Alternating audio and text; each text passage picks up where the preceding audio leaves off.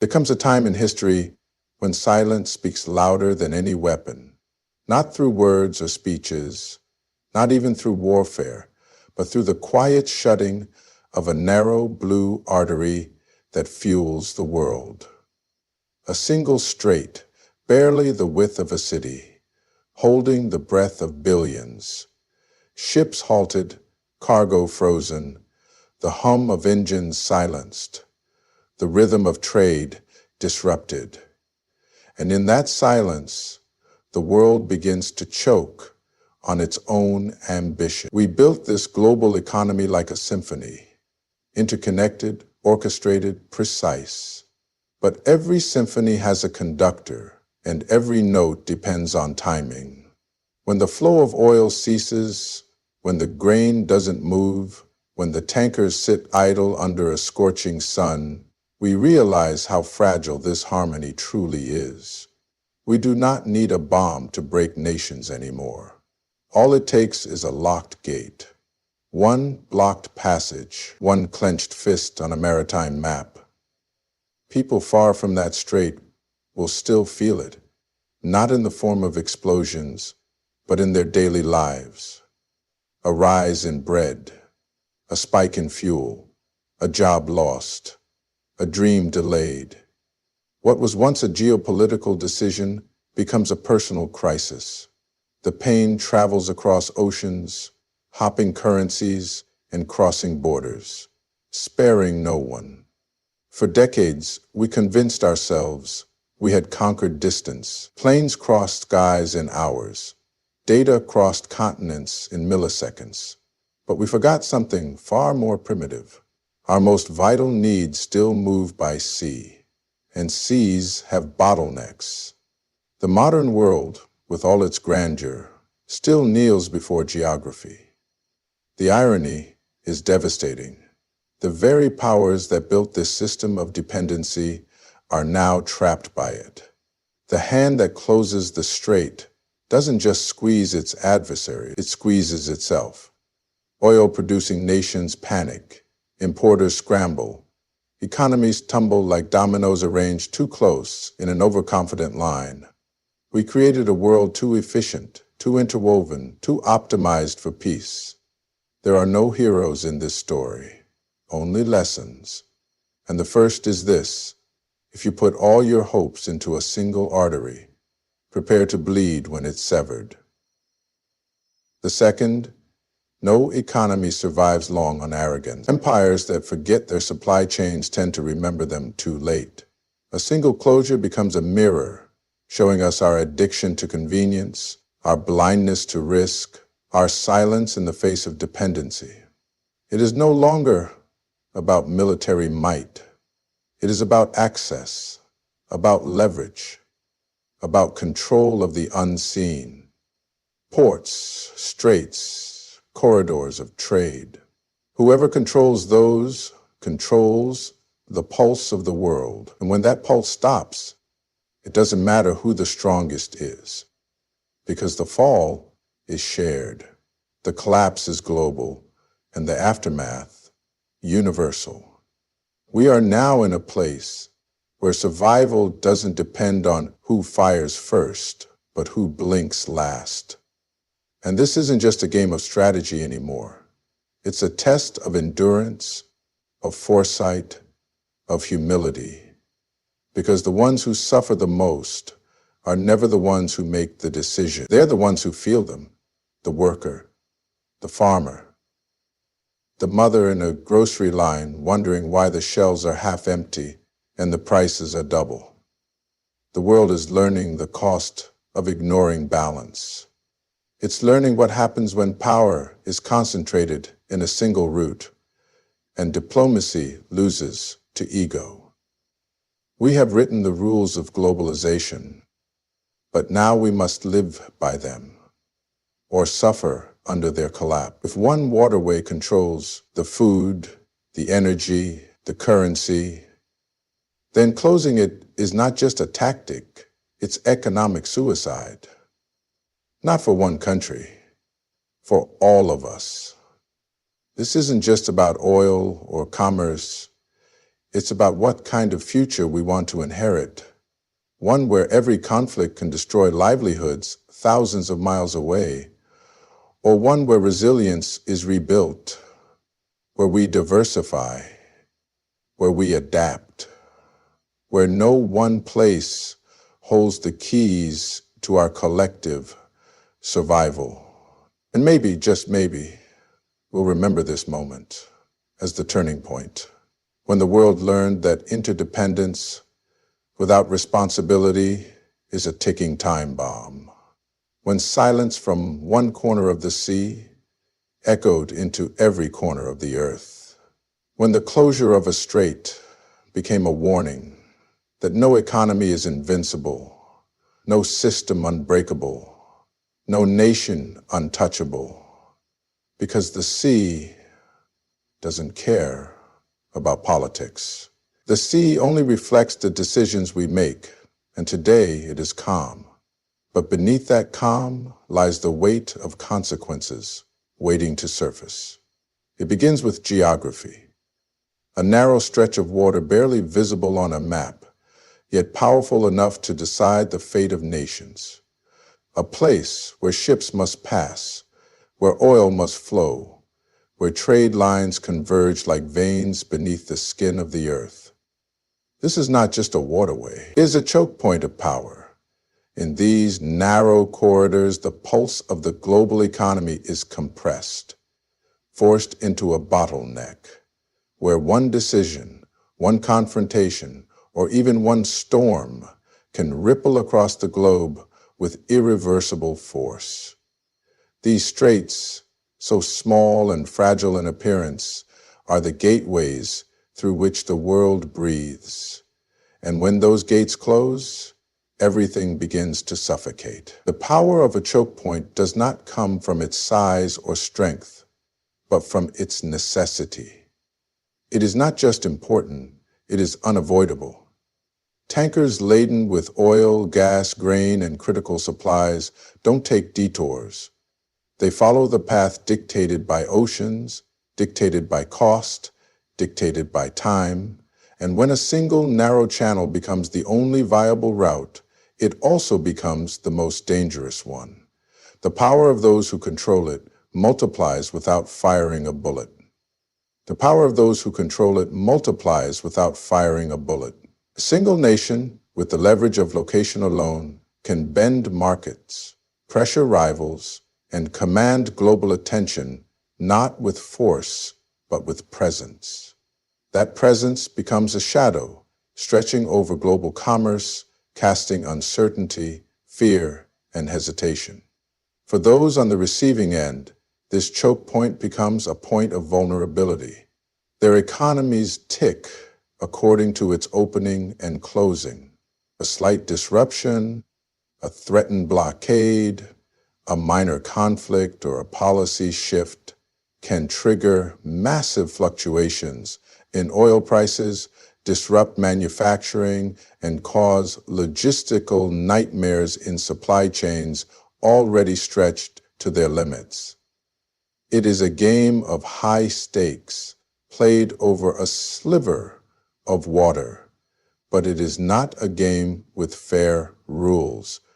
The control of such a strategic location gives rise to asymmetric power, where smaller players can command the attention of larger powers, not because of military might, but because they sit on the valve that controls global flow. This concentration of power creates imbalance. The world has known it for years, and yet remained dangerously comfortable with it. Superpowers invested in naval fleets, air patrols, and intelligence assets to watch these corridors while ignoring the deeper truth. They built a civilization too dependent on narrow gateways.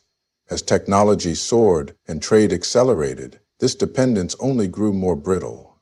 The global economy became a machine with one vital organ, and that organ now rests in contested, fragile terrain. When the eyes of the world turn to these waters, it's not out of curiosity, it's out of fear. Fear of what happens when a single key is lost, when access is denied, when ships stop moving. Because the power of the choke point is not just about what flows through it, but what stops flowing if it closes. Energy, food, stability, trust, all hang in the balance, held hostage by a place so small, yet so defining. A blockade doesn't have to last long to change everything. It doesn't need bombs or fire, sirens or headlines, an act of Congress. Headline number 2, it starts as a decision, quiet, political, often underestimated. A handful of ships stalled at sea, a few containers delayed, a maritime zone declared unsafe. That's all it takes. But behind that single moment, 1,000 other moments begin to unravel. A ship doesn't reach port, so a factory shuts down. A fuel supply is delayed, so electricity rationing begins. Bread rises in cost, and with it, unrest. And so, by the time rationing begins to shut down, the impact doesn't stay where it began. It travels through currencies, markets, institutions, and households. This is the butterfly effect of blockade. A flicker of disruption in one place causing storms in many others. In a world more connected than ever, small disruptions no longer stay local. They amplify. One route blocked in a narrow waterway causes a ripple through freight logistics across continents. The price of oil spikes within hours, affecting transportation, production, and even agriculture. It doesn't matter whether you live by the sea or in a landlocked village thousands of miles away. The consequences arrive anyway. The blockade introduces uncertainty, and markets hate uncertainty. Investors pull out, currencies tremble, panic begins, not because of what has already happened, but because of what might happen next. Fear spreads faster than the blockade itself. This is the vulnerability of globalization. We built a system that is fast, efficient, and ruthlessly optimized. But that very speed and efficiency left no room for error, no backup plan, no breathing room. A disruption in one tiny passage, and suddenly the world finds itself reeling. It's not just about goods and fuel, it's about confidence. Trade agreements come under scrutiny, alliances shake, insurance premiums rise, the cost of doing business climbs across the board. And it is always the smallest economies that suffer the deepest cuts, the ones who depend on open access the most, the ones who can't afford to pay double for fuel or triple for grain. Blockades don't just trap vessels, they trap futures. A delivery of medicine halted can mean a hospital without supplies. A shipment of fertilizer stalled can mean crops that won't grow. Delay turns into absence. Scarcity replaces flow. And as the weeks go on, the emotional toll matches the economic one. Tensions rise between trading partners. Blame is cast like wildfire. People in distant countries begin to protest things they cannot see because they feel the pressure in their pockets and in their homes. Governments scramble to reassure populations, often without solutions in hand. The danger lies not only in the immediate effects, but in the cascading failures that follow. One shutdown becomes two. One policy shift in response triggers retaliation. Trade routes are rerouted, but at greater cost. Strategic alliances are tested, military exercises increase, the geopolitical climate tightens like a coiled spring. What began as a single act of obstruction becomes a chain of crisis, unspooling across regions and sectors. The blockade becomes not just a disruption, but a trigger, one that exposes the fragility of a global system that thought itself invincible. There was a time when war was measured in fire and ash, in cities turned to rubble, and skies lit with flame. But the nature of conflict has changed. Today, war doesn't always roar. It whispers. It moves through shadows, cloaked in policies, sanctions, maritime disruptions, and economic pressure. These are the silent wars, fought not with missiles, but with access, not with invasions, but with blockades. And yet, their consequences echo louder than many battles ever have. Because they don't just reshape borders, they reshape lives.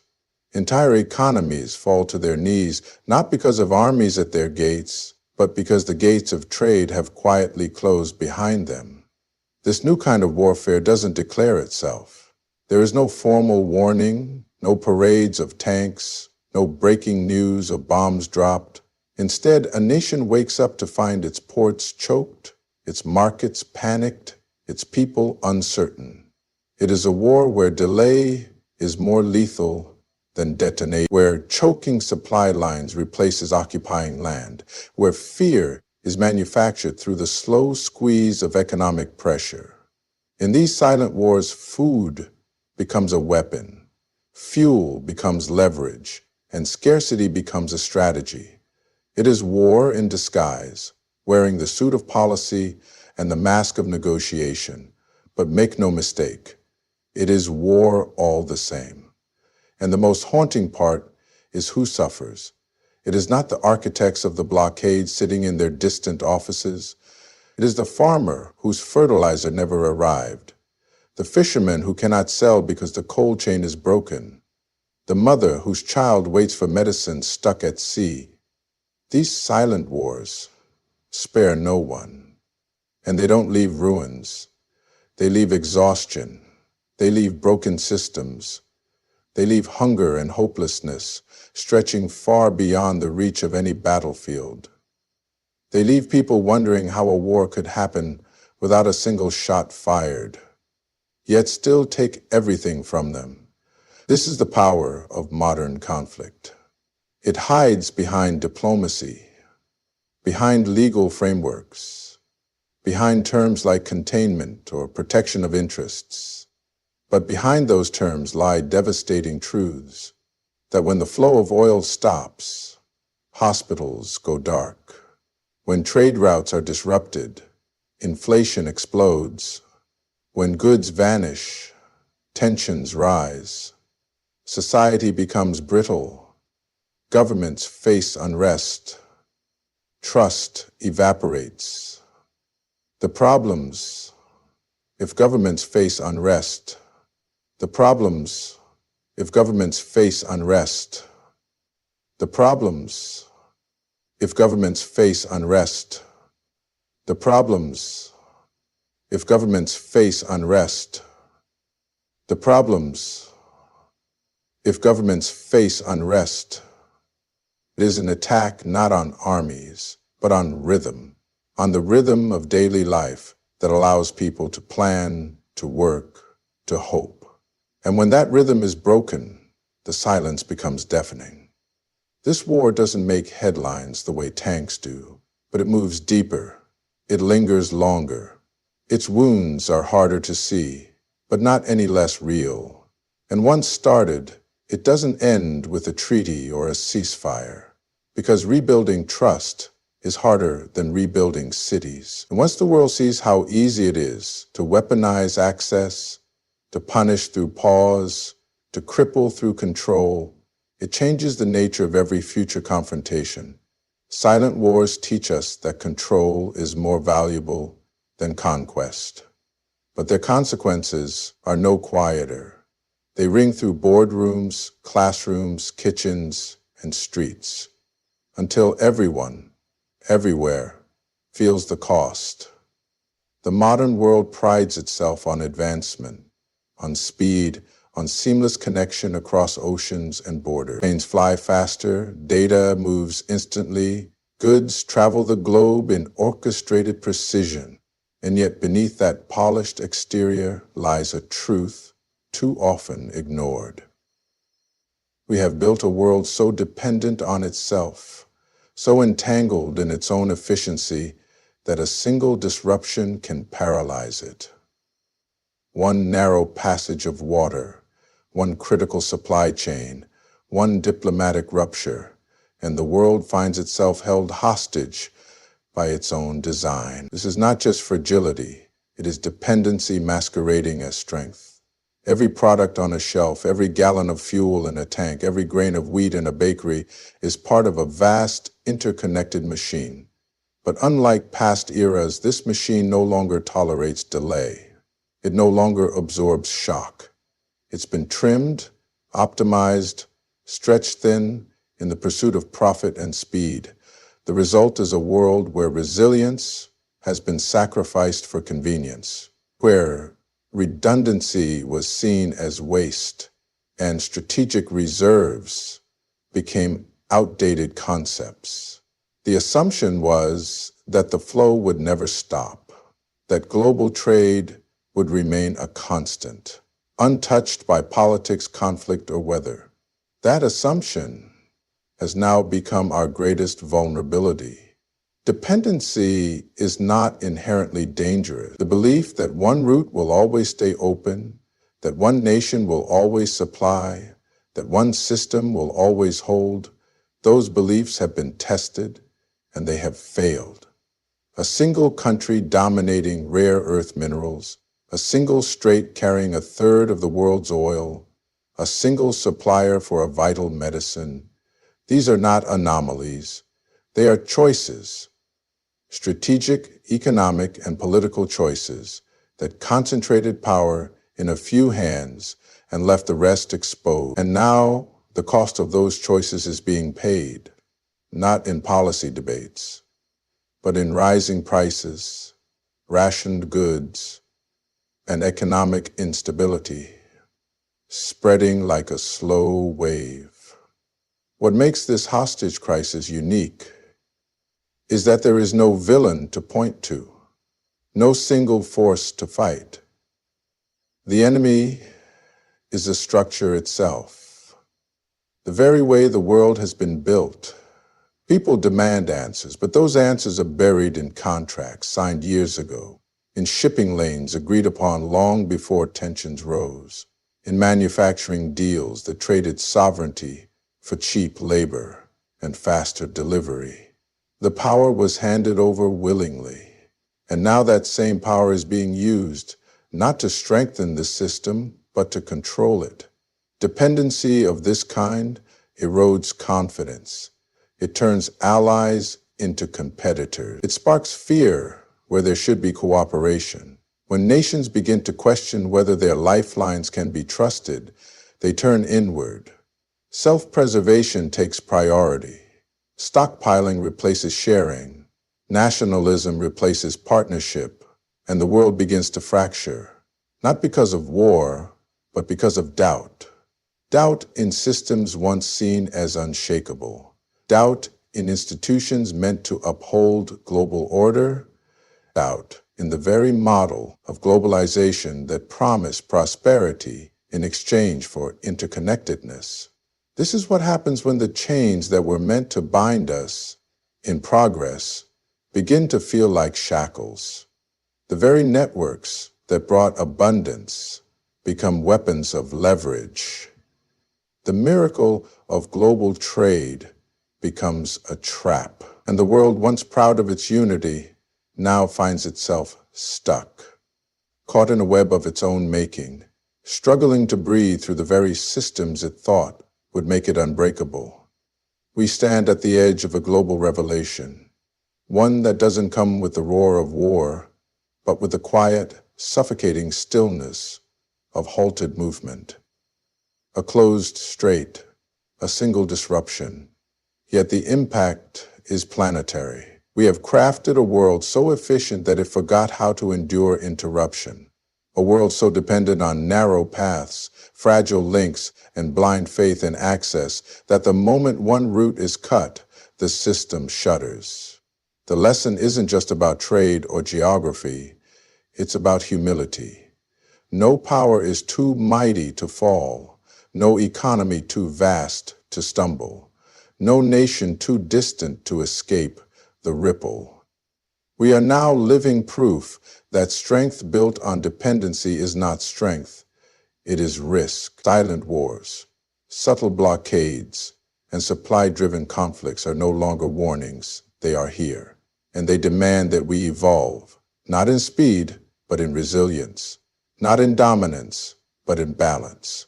Because when one artery of the world clogs, the whole body aches. The time has come to confront the architecture of our own vulnerability and decide, will we keep building a world that teeters on the edge of collapse, or one that learns how to survive when silence falls and the